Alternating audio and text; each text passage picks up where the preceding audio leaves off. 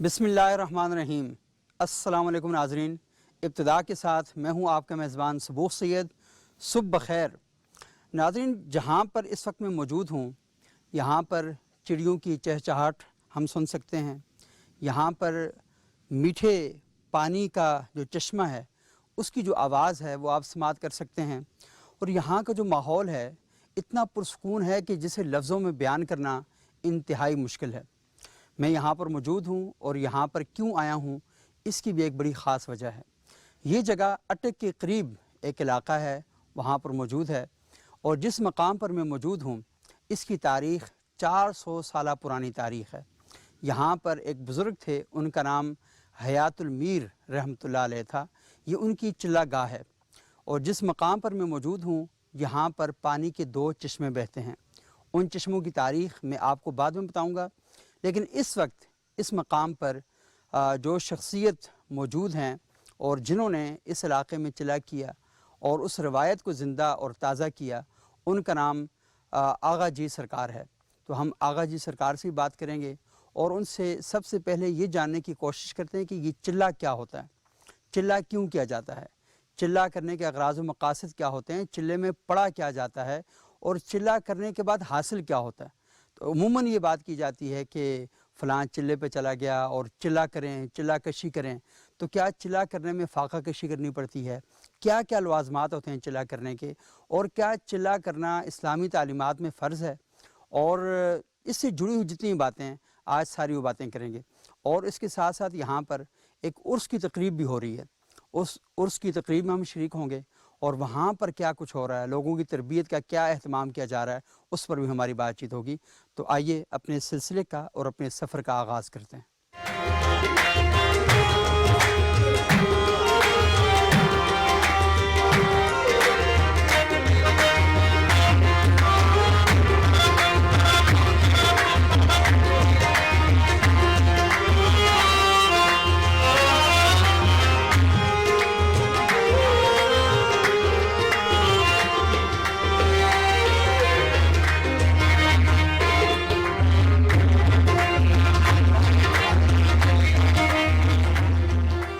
नाज़रीन, हम मौजूद हैं आस्ताना आलिया कादरिया आगा जी सरकार खोड़ी अटक में, और हमारे साथ आगा जी सरकार मौजूद हैं।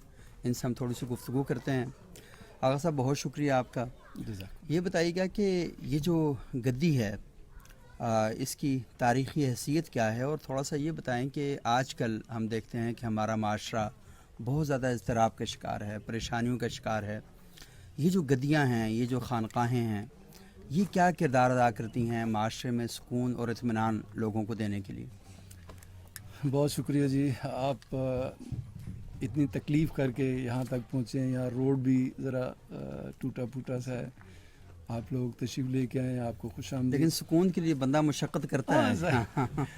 तो रहा आपका सवाल कि यहाँ की हिस्ट्री क्या है, तो ये जगह ज़िंदा पीर वली सरकार के नाम से पहचानी जाती है, जो कम बेश 400 साल से ये सीना बसीना चला आता है कि अच्छा, ज़िंदा पीर वली सरकार यहाँ इबादत के लिए आए थे।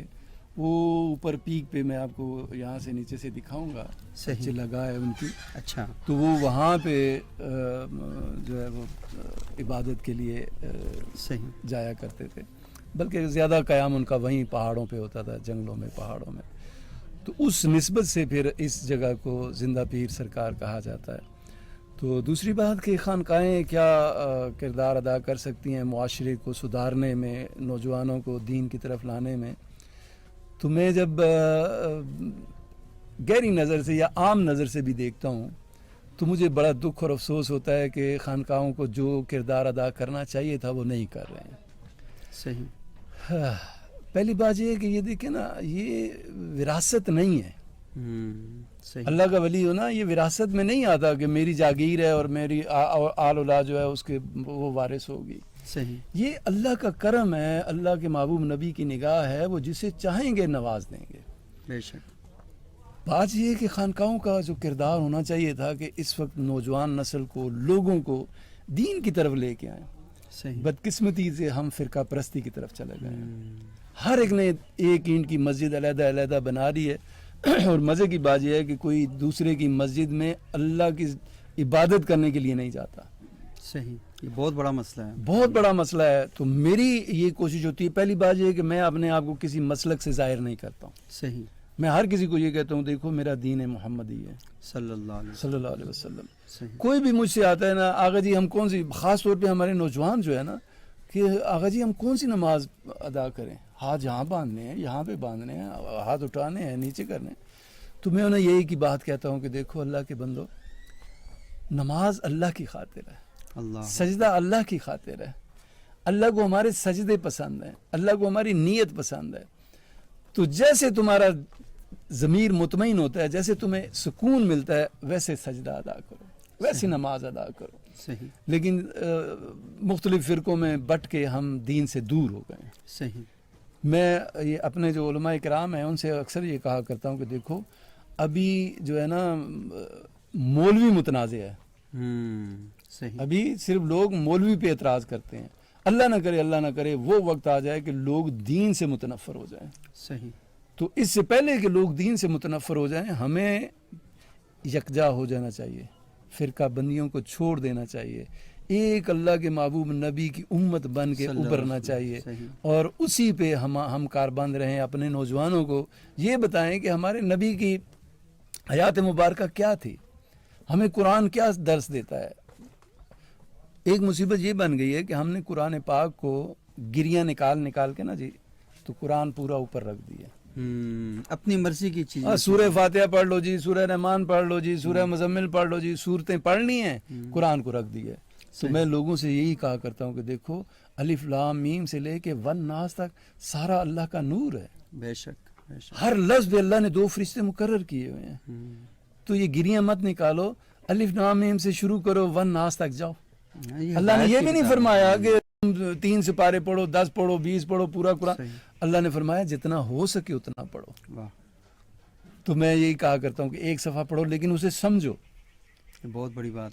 اگر قرآن میں لوگ آتے ہیں نا جی, آغا جی ہم نے اتنے سپارے پڑھ لیے, اتنے پڑھ لیے, تو ان سے پوچھو اس سپارے میں اللہ نے احکامات کیا دیے ہیں, تو نہیں پتا.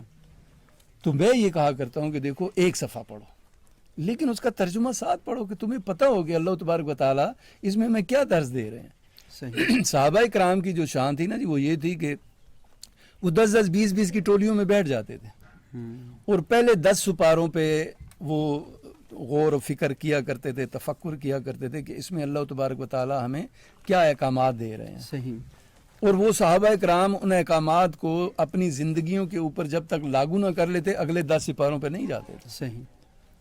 تو میں لوگوں سے یہی درخواست کیا کرتا ہوں کہ دیکھو قرآن کی تلاوت کرو, قرآن پڑھو لیکن اسے سمجھو. صحیح. تھوڑا پڑھو نا, صحیح بوجھ مت ڈالو اپنے پر, تھوڑا پڑھو اور اس کو سمجھو, اور پھر اس سمجھ کے اس کو اپنی زندگیوں پہ لاگو کرو. جب ہم قرآن عظیم کی باتوں کو, احادیث کی باتوں کو اپنی زندگیوں پہ لاگو کر لیں گے نا جی, تو پھر ہمارے یہاں سے یہ تفرقہ بازی بھی ختم ہو جائے گی, اور جو دلوں کے اندر اس وقت قدورتیں آ گئی ہیں, دین سے دوری آ گئی, وہ بھی ختم ہو جائے گی. صحیح.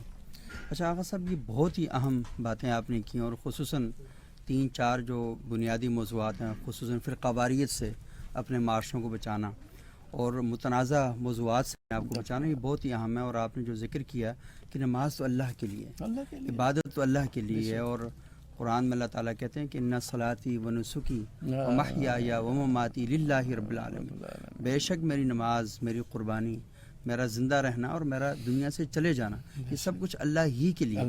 لیکن ہم یہ دیکھتے ہیں کہ یہ تصور قرآن کا, یہ تصور خدا کا, اور یہی پیغام مصطفیٰ صلی اللہ علیہ وسلم کا ہمارے ساتھ موجود ہے, لیکن اس کے باوجود معاشروں کے اندر فرقہ واریت کی لکیریں گہری ہوتی جا رہی ہیں, معاشروں کے اندر تشدد بڑھتا جا رہا ہے, ایک دوسرے کے اس بارے میں عدم برداشت بہت تیزی کے ساتھ بڑھتی جا رہی ہے.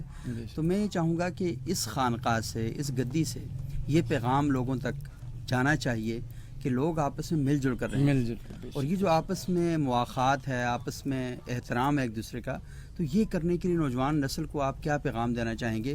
قرآن کی تعلیمات واضح ہیں, لیکن ہم دیکھتے ہیں کہ جو علمبردار ہیں اس نظام کے اور اس آواز کے, وہاں پر پرابلم ہے. اصل جو میں سمجھتا ہوں یا جو میں نے آج تک دیکھا بھی ہے, اسٹڈی بھی کی ہے نا جی, یہ میں جو ہے نا یہ بڑی ظالم چیز ہے. بے شک. کوئی بھی عالم ہے یا پیر ہے, یہ ابلیس دیکھے نا یہ اللہ کا کتنا مقرب تھا. بے شک. اللہ کے زاہد اور ساتوں عابد. آسمانوں پہ اس کے نام لکھے ہوئے تھے. صحیح. اللہ کے عرش کا طواف کرنے والا, فرشتوں کو درس دینے والا, تو کس وجہ سے دھتکارا گیا؟ اس ایک میں کی وجہ سے. میں کی وجہ سے. آج میں یہ دیکھ کے حیران رہ جاتا ہوں. آپ پیروں کو دیکھیں گے تو وہ یہ سمجھ رہے ہیں کہ کائنات کو انہوں نے ایسے تھاما ہوا ہے. صحیح. علماء کرام جن کو اللہ نے علم دے دیا ہے وہ کہیں گے کہ نہیں ہم نے تھاما ہوا ہے. اور یہ جو سوشل میڈیا آج کل آ گیا ہے نا جی, اس پہ آپ دیکھیں گے کہ ایسی ایسی مغلظات بک رہے ہوتے ہیں, اور وہ جو اپنے آپ کو عالم کہتے ہیں, صحیح, بالکل صحیح کہہ رہے ہیں. جنہیں صبر و تحمل سے کا مظاہرہ کرنا چاہیے, جنہیں برداشت کا مظاہرہ کرنا چاہیے, دوسرے کی اگر بات غلط بھی ہے تو بجائے اس کے کہ غصے میں آ کے اس کو گالی دے کے یا اس کو برا بلا کہہ کے آپ اس کی بات کو کریں, اسے آپ ریکویسٹ کریں کہ بھائی یہ بات غلط ہے, یہ قرآن و حدیث کے حوالے سے اس میں کچھ نہیں اس میں ملتا. تو آؤ مل بیٹھ کے ایک دوسرے کی عزت کریں تاکہ ہمارے جو فالورز ہیں وہ دین پہ چلنے والے بنیں. صحیح. اگر میں یہ صرف اس چکر میں پڑ جاؤں کہ لوگ صرف میری پرستش کریں, میری پوجا کریں, مجھے عالم سمجھیں یا مجھے پیر سمجھیں, اور اس پہ آگے میں شیطانیت کی طرف چلا جاؤں, اپنے اندر میں ڈالوں, میں نے اپنا آپ تباہ و برباد کر لیا. صحیح. تو وہ ابلیس جب آتا ہے نا جی, خاموشی سے, اور کچھ دیکھیں نا وہ کسی کو لا کے کچھ نہیں دیتا. جوئے کی چیزیں تو نہیں لا کے دیتا, شراب تو لا کے نہیں دیتا. صحیح. وہ صرف آ کے انسان کے اندر میں ڈالتا ہے. اسے پتہ ہے کہ جیسے ہی اس کے اندر یہ میں گئی, اس کے تمام اعمال حقارت ہو گئے. تو وہ اس میں کو صرف ڈالتا ہے اور کچھ نہیں کرتا, اور ہم پھر اس میں کو لے کے آگے چلتے ہیں کہ ہم نے یہ سارا کچھ ہم نے سنبھالا ہوا. صحیح. ویراز اللہ تبارک و تعالی جس سے جو کام لینا چاہتے ہیں وہ لیتے ہیں, لیکن آگے جب ہم ابلیس کے شکنجے میں چلے جاتے ہیں, نفس کے شکنجے میں چلے جاتے ہیں, تو ہم دین سے دور ہو جاتے ہیں, اللہ اور اللہ کے نبی کے احکامات سے دور ہو جاتے ہیں. صحیح. تو یہ جو اس وقت فرقہ پرستی ہے, میں تو اس کو بڑا کنڈیم کرتا ہوں. دیکھیے نماز کا ٹائم ہو نا, کبھی ایسا نہیں ہوا کہ جہاں اذان ہو رہی ہو تو میں پہلے مسجد میں نام دیکھوں کس کا نام, مسلک دیکھوں گی کس مسلک کی ہے, کس فرقے کی ہے. میری نماز اللہ کے لیے, میرا سجدہ اللہ کے لیے, مسلک کوئی بھی ہے. صحیح. تو میں خاموشی سے جاتا ہوں, اگر فرض ہو رہی ہے نماز کا ٹائم ہے میں فرض پڑھ لیتا ہوں, نہیں تو اگر میں قصر میں ہوں قصر پڑھ کے نکل آتا ہوں. لیکن میں نے کبھی نام نہیں دیکھا یہ کون سی مسلک کی مسجد ہے. مسجد اللہ کا گھر ہے, مسجد اللہ کی ہے. ہاں اللہ کی ہے, اس کا گھر ہے. تو ہم مسالک کو لے کے اس کے پیچھے نہیں نماز ہوتی, اس کے پیچھے نماز نہیں پڑھنا, یہ نہیں, یہ ساری کی ساری چیزیں نوجوانوں کو, ہم کو دین سے دور لے کے جا رہی ہیں. صحیح. تو ہمیں یہ اس پہ عمل نہیں کرنا چاہیے, بھائی چارے کی فضا کو قائم رکھنا چاہیے. اچھا آغا صاحب, یہ بہت ہی اہم گفتگو ہو رہی ہے اور تھوڑا سا وقت کا بھی مسئلہ ہوتا ہے, لیکن یہ گفتگو اتنی اہم ہے کہ ہم یہ چاہتے ہیں کہ پاکستان ٹیلی ویژن کے پلیٹ فارم سے یہ نوجوانوں تک پہنچنی چاہیے, اس لوگوں تک یہ بات پہنچنی چاہیے. ایک مسئلہ تو جس کی طرف آپ نشاندہی کر رہے ہیں کہ ہم یہ دیکھ رہے ہیں کہ معاشرے کے اندر فرقہ وارانہ کشیدگی کی وجہ سے لوگ دین سے دور ہو رہے ہیں, لیکن کچھ پرابلم ایسے ہیں کہ وہ انسانی اقدار سے بھی دور ہو رہے ہیں. میں حسد ہے, بغض ہے, کینہ ہے, نفرت ہے, اچھا لالچ ہے, یہ ساری چیزیں ایسی ہیں, اور دین تو انہی چیزوں کی اصلاح کے لیے آیا ہے کہ انسان کے اندر سے ان مادوں کو ختم کرے اور ان کی جگہ نفس کی ایسی تطہیر کرے اور نفس کو ایسا اطمینان قلب عطا کرے کہ اس کے نتیجے میں ایک اچھا اور خوبصورت انسان بن جائے, اور ایک ایسا انسان بنے جو اللہ کا مطلوب انسان ہے اور پیغمبر علیہ الصلوۃ والسلام کا مقصود انسان ہے. تو یہ جو مطلوب خدا بندی ہے اور مقصود رسالت مآب صلی اللہ علیہ وسلم ہے, تو یہ تھوڑا سا بتائیں ہمارے آڈینس کو کہ یہ انسان کیسے بن سکتا ہے. کوئی سانچہ ہے, کوئی فریم ہے کہ اس میں ڈالیں اس کو اور بن جائے. دیکھیے میں گزارش کروں, میں نے مسجد اور مدرسہ الحمدللہ 5 مساجد اللہ نے اپنے گھر مجھ سے بنوائے ماشاء اللہ. تو میں نے جب مدرسہ بنایا تھا تو میری سوچ یہ تھی کہ میں نے یہاں سے مولوی اور پیر پیدا نہیں کرنے, اچھا میں نے اچھے انسان پیدا کرنے. بہت خوب, بہت خوب. کہ جب میں یہ بچے جو قرآن پاک کی تعلیم, دین کی تعلیم حاصل کر کے معاشرے میں جائیں تو وہ مولوی اور پیر نہ کہلائیں اپنے آپ کو, لوگ انہیں کہے کہ یہ بہت اچھا انسان ہے. واہ, بہت خوب. ہم نے انسانیت کو چھوڑ دیا ہے. جب انسانیت کو چھوڑیں گے تو پھر جو ہے نا یہ ساری کی ساری خباستیں ہمارے اندر پیدا ہونا شروع ہو جائیں گی. لیکن علامہ اقبال حضرت کیا فرمایا آپ نے, عمل سے زندگی بنتی ہے, جنت بھی جہنم بھی, یہ خاکی اپنی فطرت میں نہ نوری ہے نہ ناری ہے. بہت تو عمل اگر ہمارے ٹھیک ہو جاتے ہیں، قرآن و حدیث کے مطابق عمل ہو جاتے ہیں، تو پھر ہمارے اندر سے یہ نفرت بھی نکل جائے گی، بغض کینہ بھی نکل جائے گا، اور بھائی چارے کی فضا پیدا ہوگی. ہم ایک دوسرے کی بات کو سننا گوارا کریں گے، ایک دوسرے سے پیار محبت کرنا سیکھیں گے. لیکن اگر عمل نہیں ہے تو پھر جو مرضی قرآن بھی پڑھتے رہیں، حدیث بھی پڑھتے رہیں، عالم بھی بن جائیں، پیر بھی بن جائیں، عمل نہیں ہے تو کوئی ہمارے اندر انسانیت والی بات ہی نہیں رہ جاتی. تو سب سے پہلی بات یہ ہے کہ انسان کو اچھا انسان بننا چاہیے، اچھا انسان بننا چاہیے. اور اس کا اچھا انسان جب تک عمل کے قالب میں نہیں ڈھلتا، اچھی گفتگو کا کیا فائدہ؟ اگر اچھی گفتگو عمل کے قالب میں نہیں ڈلتی تو پھر کیا فائدہ؟ اور آپ نے بڑی اچھی بات کی، اور مجھے اقبال آپ کو شعر سنا تو مجھے بھی ذہن میں آ گیا. وہ کہتے ہیں فرقہ بندی ہے اور کہیں ذاتیں ہیں، کیا زمانے میں پنپنے کی یہی بات ہے؟ تو یہ سوال کرتے ہیں کہ آپ فرقہ واریت کے ساتھ ہر وقت دعا کر رہے ہوتے ہیں، یا اللہ ہمیں اتحاد نصیب فرما. پوری تقریر فرقہ واریت بھی کی اور آخر میں دعا کی، یا اللہ ہمیں اتحاد نصیب فرما.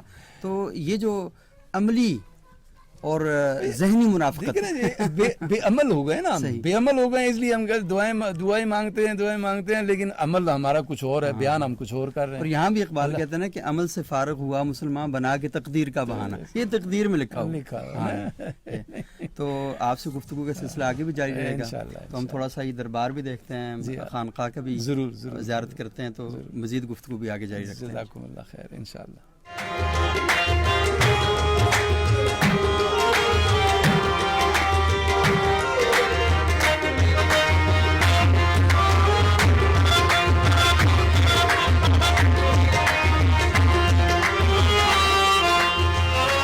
اس پہاڑ میں نا جی دو خاصیتیں ہیں. ایک تو اس کا جو نام ہے ساری دنیا میں مشہور ہے، کالا چٹا پہاڑ. اچھا. تو اس کالا چٹا پہاڑ کو کہنے کی بنیادی وجہ یہ ہے کہ اس میں جو پتھر ہے وہ وائٹ بھی ہے بلیک بھی ہے. اچھا. وائٹ اینڈ بلیک ہے، اس لیے اس کو اپنی اس لوکل زبان میں کالا چٹا پہاڑ کہتے ہیں. ناظرین، اس وقت ہم ایک چشمے کے قریب موجود ہیں اور چشمے کا پانی یہاں پر ہے، اور یہ آپ دیکھ سکتے ہیں کہ کس طریقے سے تیزی کے ساتھ یہاں پہ آ رہا ہے اور بڑی رفتار سے آ رہا ہے یہ پانی.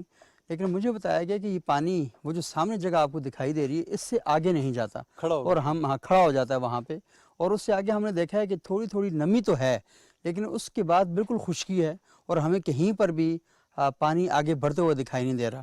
تو اس بارے میں ہم آغا صاحب سے پوچھتے ہیں. زندہ پیر سرکار کے نام سے یہ مشہور ہے علاقہ. تو ایک مرید نے پتھر اٹھایا تھا تو وہاں سے چشمہ نکلا. آپ نے فرمایا کہ یہ رفائی ہے، رفاع عامہ کے لیے. تھوڑا سا ہٹ کے پھر پیر صاحب نے خود پتھر اٹھایا تو وہ پانی نکلا، اور آپ نے فرمایا یہ شفائی ہے، شفا کے لیے. تو اس علاقے میں کوئی بھی بیمار ہوتا تو وہ یہاں سے آ کے پانی بھر کے لے کے جاتے، اپنے بیماروں کو پلاتے، اللہ تبارک تعالیٰ شفا دیتا ہے. اب میں آپ کو پیچھے لے کے جاؤں گا. اس پانی کی رفتار آپ دیکھیں گے جیسے ٹیوب ویل سے پانی نکلتا ہے. اچھا. لیکن اب یہ آپ دیکھ لیں کتنا واضح ہے کہ پانی یہاں پہ یہاں تک ہی دیکھ لیں نا کس طرح رفتار سے جا رہا ہے. وہاں وہ کھڑا ختم ہو گیا، پانی گیا کدھر ہے، جا کدھر رہا ہے، کسی کو نہیں پتا. میں بہت سارے لوگوں کو، ایکسپرٹس کو لے کے آیا ہوں کہ دیکھو جی یہ پانی کدھر جاتا ہے. اچھا، آپ خود کتنے عرصے سے دیکھ رہے ہیں اسے؟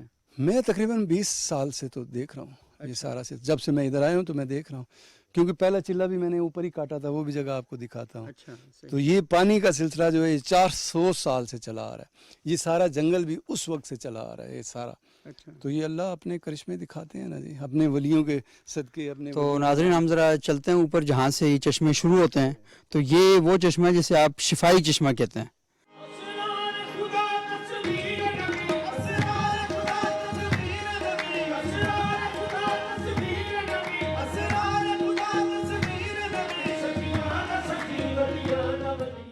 اچھا آغا صاحب، بتائیے کہ یہ جو پہاڑی ہے جہاں پہ یہ دکھائی دے رہی ہے اور جہاں پہ جھنڈا بھی لگا ہوا ہے، تو یہ کیا جگہ ہے ساری؟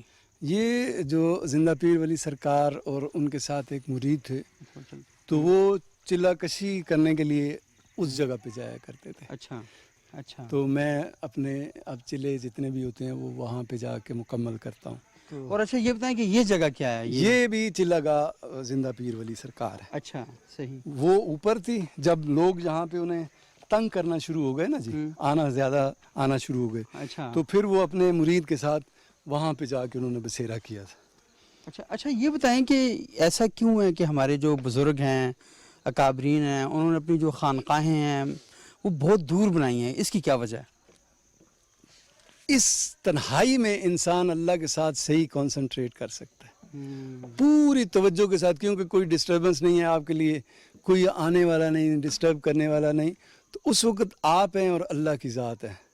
وہ میرے مرشد تھے نا جی، تو وہ مجھے کہا کرتے تھے 2 تارے ملاؤ گے تو ٹھیک ہوگا۔ میں کہوں جی یہ 2 تارے کیا ہیں؟ میں نے تو کبھی نہیں سنا۔ انہوں نے کہا یہ 2 تارے ہیں، دل و دماغ ملا کے توجہ سے 2 تارے لگاؤ گے تو روشنی آئے گی۔ 2 تارے ہیں نا، ایک تار لگائیں گے تو گرم تار ملتی ہے تو روشنی آتی ہے۔ انہوں نے کہا ایک لگاؤ گے کبھی نہیں آئے گی، لائٹ جلے آپ گی۔ یہ بات کر رہے تھے مجھے وہ شعر یاد آ گیا کہ دل میں ہو یاد تیری گوشہ تنہائی ہو۔ وہ پھر انجمن آرائی ہوتی ہے نا، وہ گوشہ تنہائی میں ہو سکتی ہے۔ پھر دوسری بات یہ ہوتی ہے کہ جو پڑھائیاں جو تعداد ہوتی ہے نا جی، مقدار، اسے مکمل کرنے کے لیے آپ کو بھی بعض اوقات ایسا ہوتا ہے کہ شدید آپ کو طلب ہو رفع حاجت کی، تو آپ کہتے ہیں کہ میں پہلے اپنی یہ پڑھائی مکمل کر لوں کہ اگر اس کو چھوڑا تو پھر اگلی مشکل ہو جائے گی، اس سے اگلی پھر اور مشکل ہو جائے گی۔ تو یہ وجہ ہوتی ہے کہ وہ تنہائی ڈھونڈتے ہیں اور ایسی جگہ ڈھونڈتے ہیں جہاں انہیں کوئی ڈسٹرب کرنے والا نہ ہو۔ اچھا ایک آخری سوال میں آپ سے جاننا چاہوں گا یہاں پر، یہ بتائیں کہ یہ جو چلہ کشی کی جاتی ہے یہ کیوں کی جاتی ہے؟ چلے میں کتنے دن گزارتے ہیں، کس طریقے سے گزارتے ہیں، اور اس کا فائدہ کیا ہوتا ہے، اس میں پڑھتے کیا ہیں؟ آج کل تو یہ سیاسی لوگوں نے چلہ کشی کو بدنام کر کے رکھ دیا ہوا ہے نا، تو لیکن اصل چلہ کشی کا جو کانسیپٹ ہے وہ یہ ہے کہ آپ مکمل طور پہ اللہ کی طرف رجوع کرتے ہیں، مکمل طور پہ، اور پھر 41 دن میرے نبی کی سنت ہے کہ آپ غار حرا میں ادھر جا کے جو رہا کرتے تھے، عبادت کیا کرتے تھے، یہ اس سنت کو بھی ادا کیا جاتا ہے کہ میرے نبی نے 40 دن کے لیے پہاڑ پہ غار میں جا کے گزارے تھے۔ تو میں تو کم سے کم اس سنت کو تازہ کرنے کے لیے اس پہاڑ پہ جا کے رہتا ہوں، اللہ کا ذکر کرتا ہوں، اللہ کے محبوب نبی کا ذکر کرتا ہوں، ٹوٹل میری توجہ جو ہوتی ہے وہ اللہ کی طرف ہوتی ہے۔ تو اس میں یہ ہوتا ہے کہ آپ کو خود فیل ہوتا ہے کہ ہاں جو آپ کر رہے ہیں وہ اللہ تک براہ راست جا رہا ہے۔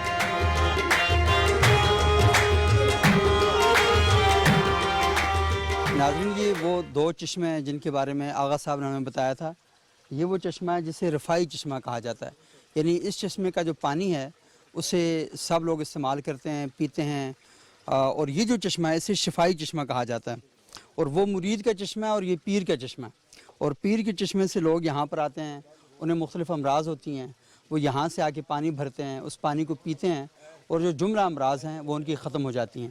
تو یہ آپ دیکھ رہے ہیں کہ ان دونوں چشموں کا یہاں پر سنگم واقع ہے، یہاں پر دونوں چشمے آ کے ملتے ہیں، اور یہ ملتے ہوئے پھر نیچے جاتے ہیں اور وہاں تک جاتے ہیں جہاں پر ہمیں بتایا گیا تھا کہ یہ وہ مقام ہے کہ جہاں پر آ کر پانی آگے جانا بند ہو جاتا ہے، تو اس کے بعد پانی آگے نہیں جاتا۔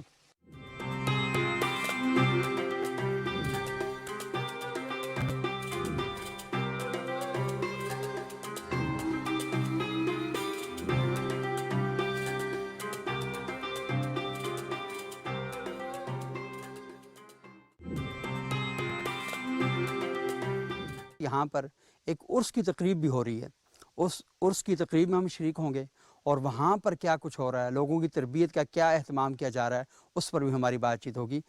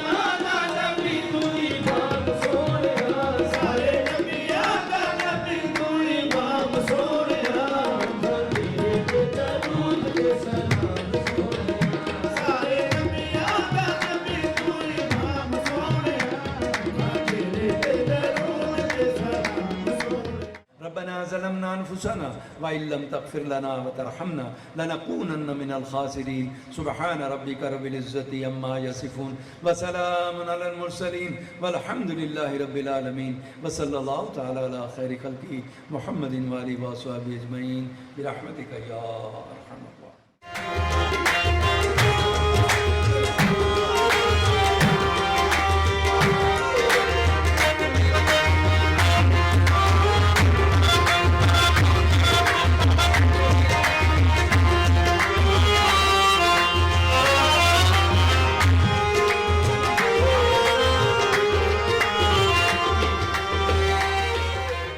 تو ناظرین اس وقت ہم موجود ہیں یہاں بڑے خوبصورت کھیت ہیں، پاس پہاڑیاں ہیں، بڑی ٹھنڈی ہوا چل رہی ہے یہاں پہ، اور یہاں پر لوگوں کی بھی کافی تعداد موجود ہے.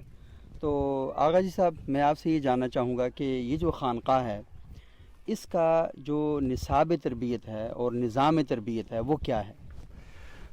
میں یہ گزارش کروں جی، الحمدللہ 20-22 سال سے اللہ تبارک و تعالیٰ مجھ سے اپنے بندوں کی خدمت کا کام لے رہے ہیں ماشاءاللہ. تو روحانی طور پہ بھی ہم علاج کرتے ہیں اللہ کے کلام سے دم کر کے، اور پھر جو جسمانی تکلیفیں ہوتی ہیں اس کے لیے ہمیں کچھ جڑی بوٹیاں ہیں، دیسی نسخے ہیں ہمارے پاس طب نبوی کے حوالے سے، اچھا. تو اس کے ذریعے سے ہم علاج بھی کرتے ہیں. تو لیکن الحمدللہ ان 20-22 سالوں میں لاکھوں لوگ جو میرے پاس آئے ہیں الحمدللہ. تو میں اکثر یہ بات کہتا ہوں کہ دیکھیے، دنیا میں جو مرضی کہتا پھروں، جیسا مرضی بنتا پھروں، اصل بات ہوگی میرے اللہ کے حضور. صحیح. جب ہم اللہ کے سامنے پیش ہوں گے تو وہاں ہماری اصلیت کیا ہوگی وہ پھر اللہ جانے گا یا وہ بندہ جان رہا ہوتا ہے. تو میں اس بات پہ خوش ہوتا ہوں کہ یا اللہ، ان لاکھوں لوگوں میں جو میرے پاس آئے ہیں، کوئی ایک انسان بھی اللہ کے حضور کھڑے ہو کے یہ نہیں کہہ سکے گا کہ اے اللہ، میں اس بندے کے پاس گیا تھا تو اس نے مجھ سے پیسے لیے تھے، اس نے یا اللہ میرے ساتھ زیادتی کی تھی، اے اللہ اس نے میرے ساتھ یہ ظلم کیا، یہ زیادتی کی.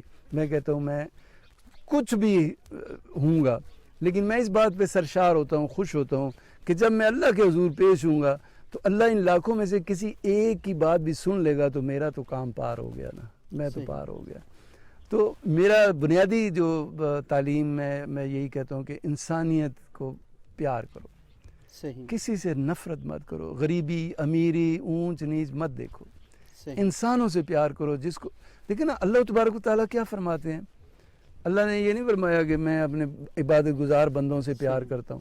اللہ نے فرمایا میں ہر انسان سے 70 ماؤں سے زیادہ پیار کرتا ہوں. بے شک. اور پھر اللہ نے یہ بھی فرمایا کہ میں اپنے حقوق چھوڑ دوں گا، میں اپنے بندوں کے حقوق نہیں چھوڑوں گا. تو میری تربیت یہی ہوتی ہے، میں اپنے سارے مریدین سے یہی کہا کرتا ہوں کہ دیکھو، کسی کا حق مت مارنا. عبادت میں کوتاہی ہو گئی ہے، اللہ معاف کرنے والے ہیں، اللہ بخشنے والے ہیں، اس پہ کوئی نہیں. لیکن اگر تم نے کسی انسان کا حق مارا، کسی کی جائیداد پہ ناجائز قبضہ کیا، کسی کا پیسہ مارا، کسی کی عزت سے کھیلے ہو، تو وہ اللہ معاف نہیں کریں گے. اچھا آقا صاحب، یہ بہت ہی اہم بات آپ کر رہے ہیں، اور اگر مجھے اجازت دیں تو ہم عموماً دیکھتے ہیں کہ ہمارے گاؤں دیہاتوں میں اور بعض اوقات شہروں میں بھی لوگ اپنی بیٹیوں کو وراثت میں حق نہیں دیتے، جی ہاں، جائیداد میں حق نہیں دیتے. اچھا، اس کے ساتھ ساتھ یہ جو زمینوں پر قبضے ہیں اور قبضوں کرنے کے بڑے سائنٹیفک طریقے ہیں، یعنی سڑک ہے تو سڑک میں 2 سیڑھیاں بنا کر لوگوں کے لیے راستہ روک دیتے ہیں. تو کیا لوگوں کو تو آپ یہ پیغام بھی دیتے ہیں کہ یہ جو حقوق ہیں جو اللہ کی طرف سے عائد ہیں ان کو بھی پورا کریں؟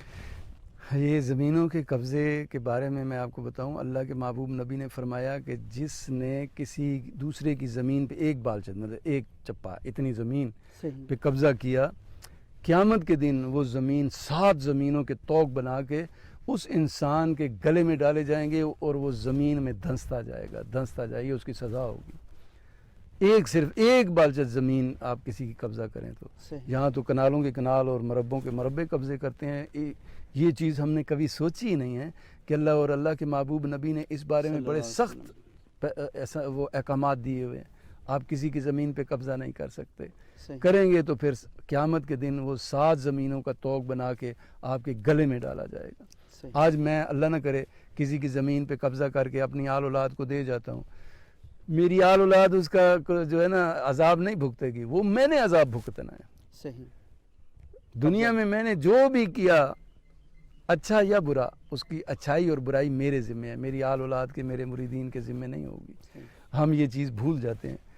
تو دوسری بات یہ ہے کہ بیٹیوں کا، بہنوں کا حق وراثت میں جو ہے نا، میں لوگوں کو مثال کے طور پہ کہا کرتا ہوں، آپ آزما کے دیکھ لیں، اپنی بیٹی اور بہن کو آپ ویسے گفٹ کر کے دیں، اللہ آپ سے اتنا راضی اور خوش ہو جائے گا۔ حق تو بات کی بات ہے نا، حق دے بھی دیا یا نہیں دیا، لیکن اگر آپ اپنی بیٹی بہن کو خوشی سے کچھ چیز تحفتاً دیتے ہیں، ہدیتاً دیتے ہیں، تو اللہ اس پہ بھی بے حد و بے حساب خوش ہوتا ہے، راضی ہوتا ہے، اور دینے والے کے درجات بھی بلند کرتا ہے، اور کئی سو گنا زیادہ اس کو دنیا میں بھی عطا کرتا ہے۔ صحیح۔ تو یہ اب ان چیزوں سے ہم دور ہو گئے ہیں، صحیح۔ دین سے دوری کی وجہ سے ہم حقوق، جو انسانی حقوق ہیں نا، ان سے بھی دور ہو گئے ہیں۔ صحیح۔ تو یہ ہماری بدقسمتی ہے۔ اچھا آغا صاحب، یہ اتنی اہم بات ہے، اور میں چاہوں گا تھوڑی سی بات اس پر مزید بھی کروں، کہ عموماً ہم یہ دیکھتے ہیں کہ لوگ اپنی بیٹیوں کو جہیز کا سامان دیتے ہیں، اور یہ کہتے ہیں ہماری طرف سے یہی وراثت کا حصہ ہے، یہ ہم نے تمہیں دے دیا، اور پھر اس پر خوشی کا اظہار بھی کرتے ہیں۔ اور میں دیکھتا ہوں کہ اکثر اوقات بڑے دیندار لوگ، نمازی پرہیزگار لوگ، حج اور زکوٰۃ پہ بڑے عامل لوگ اس قسم کے کام کرتے ہیں، اور وہ کہیں یہ سوال پیدا ہوتا ہے کہ جو مذہبی مبلغین ہیں اور جو ہماری خانقاہیں ہیں یا ہمارے مدارس ہیں، وہاں سے یہ آواز بلند نہیں ہوتی کہ لوگوں کی یہ تربیت کی جا سکے کہ کسی کا حق جب تک آپ اس کو ادا نہیں کرتے، حق یہ نہیں ہوتا کہ بہن کے جی میں نے تمہیں تحفہ، پہلے اس کو دو تو صحیح نا، تو دیے بغیر جو یہ کام کرتے ہیں۔ تو میں کہہ رہا ہوں یہ جو خانقاہوں سے مجھے بہت اچھا لگا آج یہ گفتگو آپ کر رہے ہیں، اور یہ ایک نمائندہ گفتگو ہے دینی تعلیمات کی، تو یہ تھوڑا سا لوگوں تک یہ بات پہنچائیں کہ یہ جو جہیز آپ دیتے ہیں تو یہ اس کا کوئی تعلق نہیں، اصل جو زمین ہے اس میں اس کو یہ بات دیکھیے نا، جہیز تو میرے آقا کی سنت ہے، مائی فاطمہ الزہرا سلام اللہ علیہ، بالکل بے شک آپ نے جہیز بھی دیا اور وراثت بھی دی۔ صحیح۔ تو جہیز جو ہے وہ بچیوں کو آپ اپنی خوشی سے دیتے ہیں، صحیح، وہ دستور کے مطابق دیتے ہیں، لیکن وراثت تو شرعی طور پہ لازم ہے۔ صحیح، یہ دنیاوی قانون ہے، خدا کا قانون ہے، ہم خدا کے قانون کو توڑ کے دنیاوی قانون کے مطابق چلیں تو پھر ہماری بخشش نہیں ہے، نجات نہیں ہے۔ صحیح، خدا کے قانون پہ عمل کر کے ہی ہم نجات حاصل کر سکتے ہیں، اور خدا کا قانون کیا ہے کہ بیٹیوں کو، بہنوں کو وراثت دو۔ صحیح، بھائی نہیں دے گا وہ جرم کرے گا، مجرم ہے، باپ نہیں دے گا وہ سب سے بڑا مجرم ہے۔ صحیح، تو یہ حق تو پہلے ہے۔ اگر ہم یہ کہہ دیں کہ جی ہم نے اتنے لاکھ کا جہیز دے دیا تو اب اس کی وراثت ختم ہے، یہ ہم اللہ سے بھی دروغ گوئی کریں گے، اللہ کو بھی نعوذ باللہ دھوکہ دینے کی کوشش کریں گے، اپنے آپ کو بھی دھوکہ اور دنیا کو بھی دھوکہ دینے کی کوشش کریں گے۔ شرعی چیزیں شرعی ہیں، دنیاوی چیزیں، معاملات جو ہیں وہ دنیاوی ہیں، ان کو ہم مکس نہیں کر سکتے۔ صحیح۔ تو یہ آغا صاحب یہ بہت ہی اہم بات کر رہے ہیں، اور یہاں پر کافی تعداد میں لوگ موجود ہیں۔ تو یہ گزشتہ دنوں ایک تصویر آئی تھی جی، ایک خاتون کا بھائی کا انتقال ہوا، اور وہ 30 سال تک اپنے بھائی کے ساتھ مقدمہ لڑتی رہی کہ میری وراثت میں میرا حق دو، اور جب اس بندے کا جنازہ ہوا تو جنازے کو جب قبرستان میں دفن کر رہے تھے تو اس کی بہن قبرستان تک پہنچ گئی، اس نے یوں ہاتھ بلند کیے، اس نے کہا یا اللہ 30 سال تک اس شخص نے مجھے ستایا، تو قبر میں میری جائیداد کا پہلے سے حساب کر۔ تو ہمارے لوگ جس بات کو مذاق سمجھ لیتے ہیں، اس کو سنجیدہ نہیں لیتے، تو وہ اللہ کے ہاں کتنی پکڑی ہے، اس بہن نے، بہنیں تو بھائیوں پر جان دیتی ہیں، لیکن اتنا ستایا، اتنی تکلیف تھی کہ اس نے یہ بات اس کو کہنی پڑی۔ تو یہ مساجد سے، ممبر و محراب سے یہ بات ہوتی بھی ہے، لیکن میں کہوں گا اگر اس کو زیادہ موضوع بنا دیا جائے، اور آپ جیسے حضرات اگر لوگوں کو اس بارے میں بتائیں تو میرا خیال ہے لوگ جلدی اس بات کو مانیں گے، بجائے اس کی حکومت بتائے۔ اب اگر میں یہاں پہ بیٹھا 10 دے رہا ہوں یا ممبر رسول پہ بیٹھ کے دین کی بات کر رہا ہوں، اللہ اور اللہ کے نبی کی پیغام کو پہنچا رہا ہوں، اور میں خود عمل نہیں کر رہا، تو میرا وہ بیان کہاں جائے گا؟ تو یہ آپ نے پیر صاحب کی کتنی خوبصورت بات سنی کہ اپنی بیٹیوں کو، اپنی بہنوں کو ان کی جائیداد میں حق دینا یہ کتنا اہم ہے۔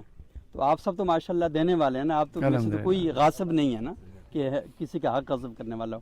اچھا پیر صاحب، میں تھوڑی سی آپ سے مزید گفتگو بھی کروں گا، مجھے پتہ ہے یہاں گرمی ہے، تھوڑی دھوپ بھی زیادہ ہے، لیکن مسئلہ یہ کہ امت مسلمہ بھی اس دھوپ کا شکار ہے، اس تپش کا شکار ہے، تو ہم یہ کہہ رہے ہیں آپ کی گفتگو ان کے دلوں میں ٹھنڈک پیدا کر لی، تو اللہ تعالیٰ اس کو قبول کرے۔ تو مجھے تھوڑا سا یہ بتائیے گا کہ آپ کی جو خانقاہ ہے اس میں خواتین بھی میں دیکھتا ہوں آتی ہیں، بچے بھی آ رہے ہیں، جوان بھی آ رہے ہیں، ہر عمر کے لوگ آ رہے ہیں، تو آپ کا ان کے لیے نظام تربیت کیا ہوتا ہے؟ یہ جو عرس کی تقریب ہوتی ہے یہ کیسے اس کا انعقاد ہوتا ہے؟ اور ساتھ ساتھ آپ عموماً آگے پیچھے جو تربیت کا نظام ہے وہ کیسے چلا رہے ہوتے ہیں؟ الحمدللہ دیکھیے جی، ہمارا خواتین کا سیٹ اپ ہم نے بالکل ٹوٹلی الگ رکھا ہوا ہے، مردوں کا الگ ہے. صحیح. دم کے لیے بھی جو آتے ہیں وہ علیحدہ، عورتوں کا علیحدہ بندوبست ہے، مردوں کا علیحدہ ہے. رہائش بھی جو لوگ دور سے آتے ہیں جو واپس نہیں جا سکتے ان کو ہم رہائش بھی دیتے ہیں، عورتوں کو علیحدہ ہے، مردوں کو علیحدہ بندوبست ہے. تو الحمدللہ 3 ٹائم لنگر بھی، صبح کا ناشتہ، دوپہر کا کھانا، رات کا کھانا، چائے وائے، جتنے ہمارے مہمان ٹھہرتے ہیں ہم ان کو یہ سارا سرو کرتے ہیں. اچھا. دوسری بات عرس کے حوالے سے ہے تو عرس ہم عورتوں کے لیے پہلے نہیں ہم کیا کرتے تھے. 2 دن کا عرس ہوتا تھا. اچھا. ایک دن محفل نعت ہوتی تھی اور دوسرے دن قوالی ہوتی تھی، محفل سما. تو پھر خواتین نے ہمیں کہا کہ آقا جی عورتوں کے لیے بھی آپ کچھ کریں، یہاں بھی ان کا حق ہے ان کا. تو پھر میں نے اس چیز کو مانا کہ ہاں آپ بیٹا جی ٹھیک کہہ رہے ہو. تو اب ایک دن ہم نے عرس میں عورتوں کے لیے، پہلا دن جو ہے وہ خواتین کی محفل ہوتی ہے. اس میں جو ان کی خواتین درس وغیرہ بھی دیتی ہیں، نعتیں بھی پڑھتی ہیں، سارا جو ہم مینیج کر سکتے ہیں اس کے مطابق وہ کرتے ہیں، لیکن وہ صرف خواتین کے لیے ہوتا ہے. پھر 2 دن جو ہے ہمارا یہ مردوں کے لیے، کل جو تھی ہماری محفل نعت تھی، آج ہماری محفل سما ہے. تو ہم اس طرح سے یہ سارا سیٹ اپ ساتھ چلاتے ہیں. لیکن اصل ہمارا، میرا بھی، میرے مریدین جتنے بھی ہیں، کہ ہم نے انسانیت کی خدمت کرنی ہے. کوئی دنیاوی غرض نہیں ہے، کوئی دنیاوی لالچ نہیں ہے، کسی کے پیسے کے محتاج نہیں ہے. الحمدللہ جو کچھ ہم سب سے ہوتا ہے. میں خود بھی اب یہ بات کرنے والی تو نہیں ہے، لیکن الحمدللہ میں اپنی جتنی وراثت کی زمین تھی، جو میری جائیداد تھی، میں نے بیچ کے اللہ کی راہ پہ لگا دی ہے. تو اب یہ جہاں میں نے کچھ کام کرنا ہوتا ہے تو میرے یہ بچے جو مریدین ہیں یہ آ جاتے ہیں، آقا جی یہ چیز ہم لگا دیتے ہیں، میری طرف سے یہ آ گئی، وہ چیز میری طرف سے آ گئی. اس طرح سے ہم مل جل کے اس نظام کو چلا رہے ہیں. اب دیکھیں نا، مہنگائی اس قدر ہو گئی ہے کہ اگر 50-60 بندے یا زیادہ روزانہ آپ کے پاس آ رہے ہیں، رہ رہے ہیں، صبح کا ناشتہ، دوپہر کا کھانا، رات کا کھانا، تو اب وہ مینیج نہیں ہو سکتا. یا تو یہ کہ میں ادھر پیسے لیتا ہوں لوگوں سے، تو پھر تو میری کمائی ہو رہی ہے، تو میں اس لیے وہ مجھے سمجھ نہیں آ رہی کہ آپ خانقاہ پہ پیسے بھی نہیں لے رہے اور پھر نظام کیسے چلتا ہے؟ جی دیکھیں نا، آپ اللہ تبارک و تعالیٰ نے، میں نے بتایا، گزارش کی کہ میں نے اپنی ساری جائیداد وراثت جو میں نے خود بنائی تھی، جو میرا وراثتی تھی، وہ بھی بیچ کے میں نے اللہ کی راہ پہ لگا دی ہے. اب جو پینشن آتی ہے وہ بھی میں ادھر ہی لگاتا ہوں. کچھ پیسہ میں نے انویسٹ کیا تھا وہ بھی آتا ہے، وہ بھی ادھر ہی لگ جاتا ہے. پھر جو میرے سے نہیں ہو سکتا تو میں پھر اپنے بچوں سے کہتا ہوں ہاں بھئی یہ چیز ہے، کوئی ہے جو کرنا چاہے. تو کچھ بچے پھر اپنے ذمہ لے لیتے ہیں، آقا جی چینی ہمارے ذمہ، دوسرا کہہ دے گا پتی ہمارے ذمہ. اس طرح سے مل جل کے جو اخراجات ہیں، لنگر کے جو اخراجات ہیں، وہ سارے مل جل کے الحمدللہ ایسا ہوتا ہے. اچھا آقا جی، 2 سوال میرے اور ہیں. بسم اللہ. اس میں ایک سوال یہ ہے کہ عموماً آپ نے کہا کہ آپ یہاں روحانی علاج بھی کرتے ہیں اور جڑی بوٹیوں سے جسمانی جو علاج ہے وہ بھی کرتے ہیں. اچھا، یہ جو روحانی علاج ہے، ہماری جو جدید سائنس ہے وہ اسے اس طرح نہیں مانتی. وہ یہ کہتی ہے کہ روحانی علاج کوئی علاج نہیں ہوتا اور اصل علاج وہی ہے جو ادویات کے ذریعے ہوتا ہے. تو آپ اسے کیسے جسٹیفائی کرتے ہیں؟ آپ ماشاءاللہ خود ایک پڑھے لکھے آدمی ہیں، تب میں آپ سے یہ سوال کرنا چاہتا ہوں. اصل میں آپ کو ایک گزارش کروں نا، دیکھیے کہ دنیا میں 2 ہی فورسز ہیں، 2 طاقتیں ہیں. صحیح. خیر اور شر کی. صحیح.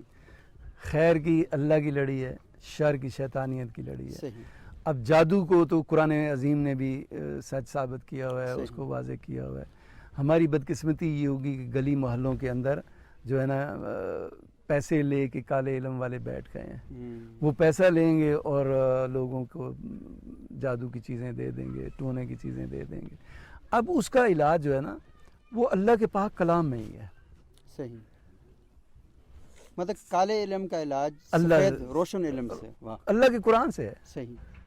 میں اکثر یہ کہا کرتا ہوں کہ دیکھیے یہ کالے علم والے 40 سال ابلیس کی عبادت کریں نا جی، اس کے کہنے پہ چلیں، اس کی عبادت 40 سال کرتے ہیں، تو ان کی 40 سال کی عبادت صرف اعوذ باللہ السمیع العلیم من الشیطان الرجیم بسم اللہ الرحمن الرحیم وہ پرے چلی جاتی ہے.